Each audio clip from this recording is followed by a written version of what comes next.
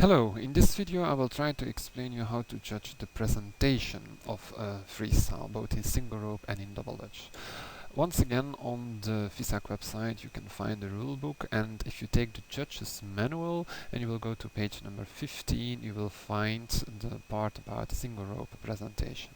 It's 40% of the total score of a freestyle, and then next to the presentation you also have 10% for required elements. So those together are the creativity, is the creativity part of the score of a freestyle, and then you also of course still have 50% for difficulty. So a presentation judge in single rope, he has to look for several things. It's not like in difficulty where every time they do a skill you have to write something down. It's a more general thing, it's also more subjective, but because you probably have already a lot of knowledge and a lot of freestyles that you have seen in the past, that you can compare very well with the best freestyles that you've seen, and maybe also with the worst freestyles that you have seen. And you should in principle always compare with those, and then if this freestyle is a rather good freestyle, then it should get more points. If it's not such a good freestyle for a certain topic, then for that topic they should get less points. I will explain you about it in detail later on. First of all, we have music, so you will always have to judge on 10 points. So even though music is very important because it's 15% of your points, you always have to give a score out of 10, and then the computer program will recalculate it so that it's 15% in total. The first part is this music. Music is in two parts. We have first of all skipping to the beat. So it's 50% of the total points of use of the music is for skipping to the beat of the music. Every song has a certain beat, and so you have to see whether they skip to the beat or not. It does not mean that you have to skip on every beat, because some music has a very fast beat, and then you maybe decide to jump only on the first and the third and the fifth beat and not on the second, the fourth and the sixth. That's not a problem at all. You just have to jump. Every time that you jump, you have to make sure that it's on a beat. That is important. So if during the whole routine they jump on the beat, so every time they jump there is a beat, then you should give 10 out of 10. If it's only 50% of the time, then you should give 5 out of 10. Next to skipping to the beat, they also should try to use the music. So the remaining 50% of the total points of use of music is awarding for really using the music. An example can be performing a special move, such as a difficult triple or a difficult quadruple or something, or even only a double bounce at a special moment or a recognizable time in the piece of the music. It's very difficult to explain this.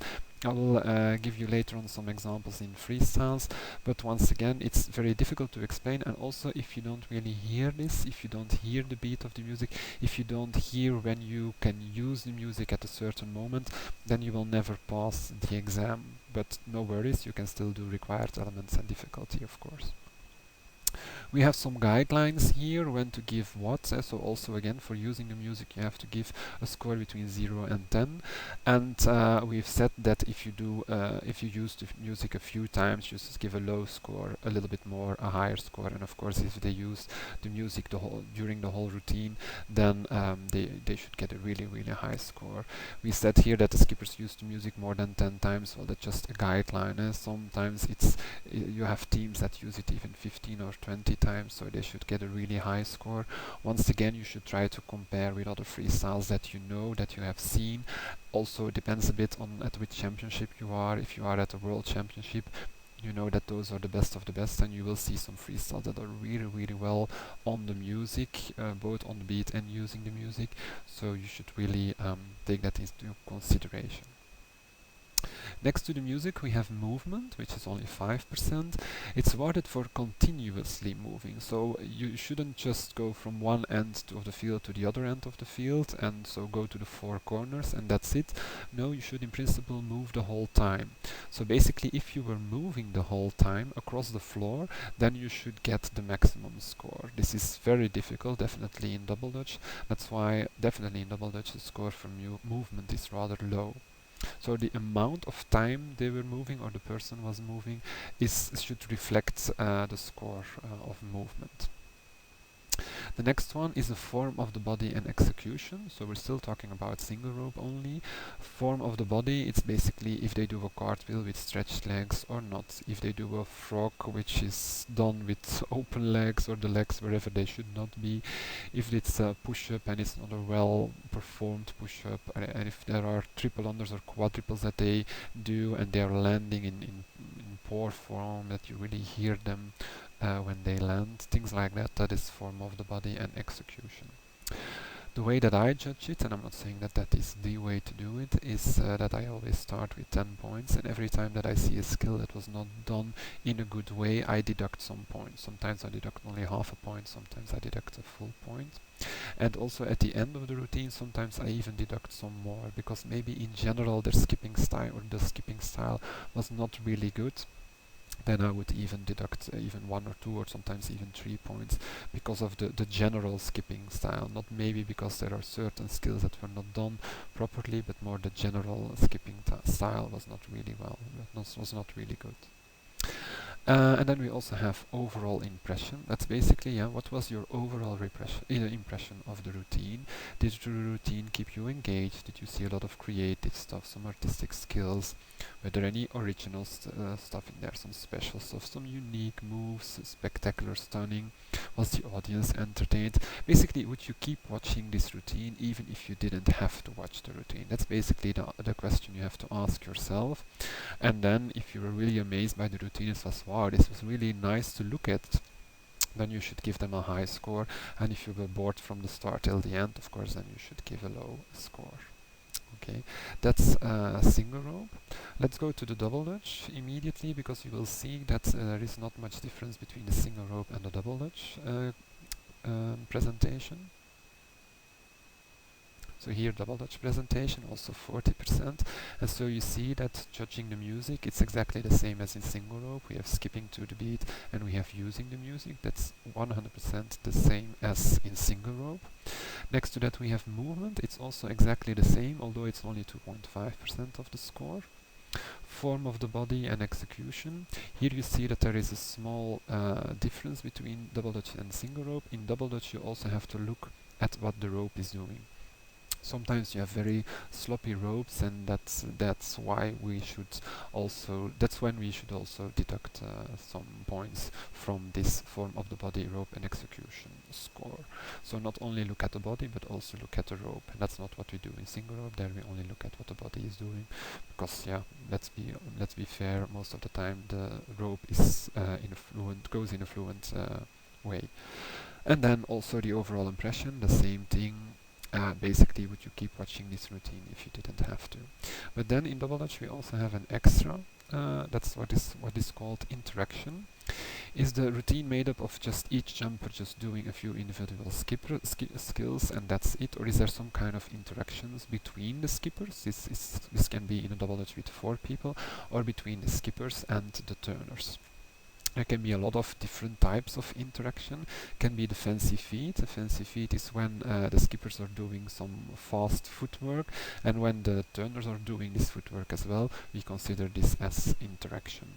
It can be some very special switches, not just a basic switch, but if they do some special kind of switches where they do some original stuff, then you should give them also some points for interaction.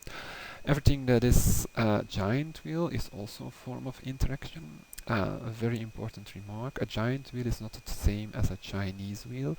In a Chinese wheel you have 2 people turning the ropes, and they each have 2 handles in the 2 hands. In giant wheel you have at least 1 person that is only holding 1 rope. So normally another person is also only holding 1 rope, and then on the other side you can have a person holding 2 ropes, or if you have a double dutch with 4 people, also on that side you can have people, 1 person holding 1 rope and the other person also holding 1 rope. So once again, the Chinese wheel is not considered as interaction. It's only when you do a giant wheel. When you do a giant wheel, if you just go to a giant wheel, go out of a giant wheel, that's a basic giant wheel. But in giant wheel you can also switch places. You can switch places many times. You can also do a frog in a giant wheel and so on. So you can make it much more complicated than the basic giant wheel. You can also have turners interact with skippers in other ways. You can think of very original stuff in which you have such an interaction. Also, the skippers can interact with the skippers basically in a subway, for instance, where you're doing a push-up, one push-up on top of the other push-up, or when you go below the other push-up, stuff like that, where you have really interaction between the two skippers. That is also part of the interaction. This is, of course, only possible in double Dutch pairs and not in double Dutch singles. In general, the way that I write it down is that every time when they do such an interaction, I write the capital I. You can, of course, write something else. And for every time I have a capital I give 1 point. So when they're doing fancy feet, I write one capital I. If they do an easy switch, but not just a normal switch, then there is also some interaction, so once again a capital I. But if they're doing, for instance, a crazy giant wheel in which they switch places and you don't even remember how they started, I give 2 capital I's, or even 3 sometimes when it's really a long giant wheel. So if you then add up all the I's in the end, then you have a score that reflects indeed the real interaction in the routine. Okay, so that is the way how to judge double Dutch presentation. Let's have a look at a freestyle that can be very interesting to have a look at. I will just play it first and then we will discuss.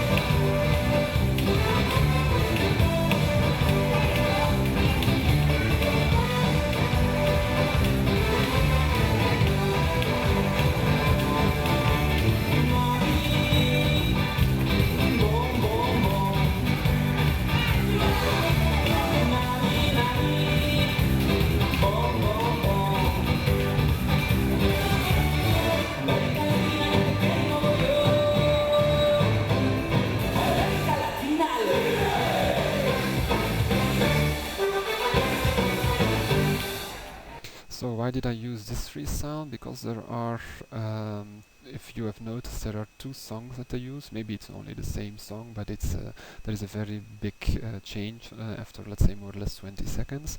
Maybe you noticed, but in the beginning, in the first part of the routine, the first, let's say, 20 seconds, they were really jumping on the beat of the music. I will try to count from 1 to 8, and then you will see that they're really jumping on the beat of the music.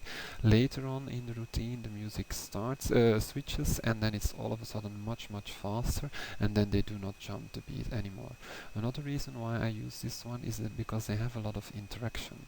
Already in the beginning they did a giant wheel, but they switched places, they did a frog in it, they did a lot of stuff in the giant wheel. So only for that part only I would even give them already 3 points for that. Let's have a look again. 2, 3, 4, 5, 6, 7, 8. 1, 2, 3, 4, 5, 6, 7, 8. 1, 2. So you hear that they're really jumping on the beat, and so the first part, this whole part, was giant wheel. So I would definitely give them already 3 points for this part. Let's go on. This is also a form of interaction. Here you see an interaction between the 2 jumpers, so this is 1 extra point for interaction.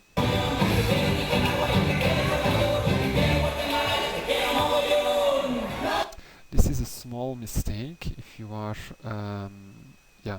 just that you know that some people also have to do the judging of the mistakes, but in principle it's not up to you to judge the mistakes.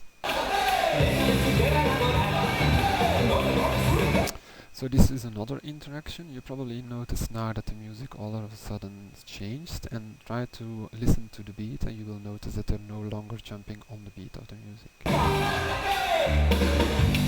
3, 4, 5, 6, 7, 8. 3, 4, 5, 6, 7, 8. So I hope that you've heard that now they're not jumping to the beat at all. So if you have to give them a score for on the beat, I would give a 2 or a 3, because I think 20 to 30% of the time they were on the beat, but the rest of the time they were not on the beat.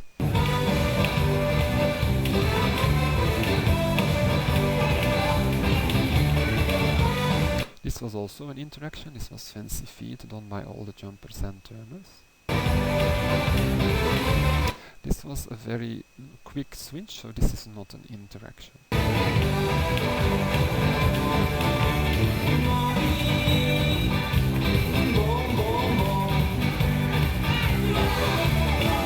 Also, when I was talking about looking at the form of how they were jumping, you will see that the girl that is most to our right, who is now standing in the push-up not facing us, in the end when she comes out of her last push-up, you will see that she has a lot of difficulties.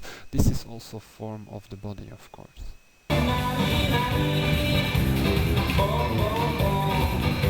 So you notice that the jump after the push-up, she really had to go a little bit faster to jump over the rope. This is also, of course, form of the body. This is an interaction, so 1 point for interaction. And this is also a form of interaction, so it's also 1 point for interaction.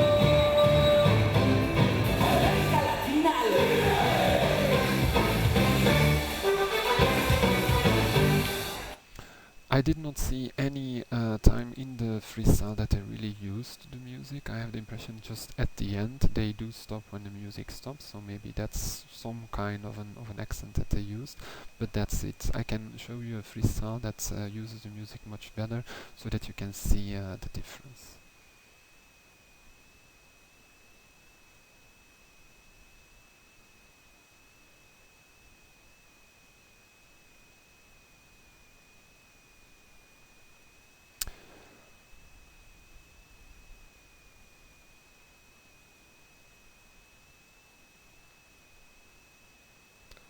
Let's try it again. I see that we have a small problem with that one.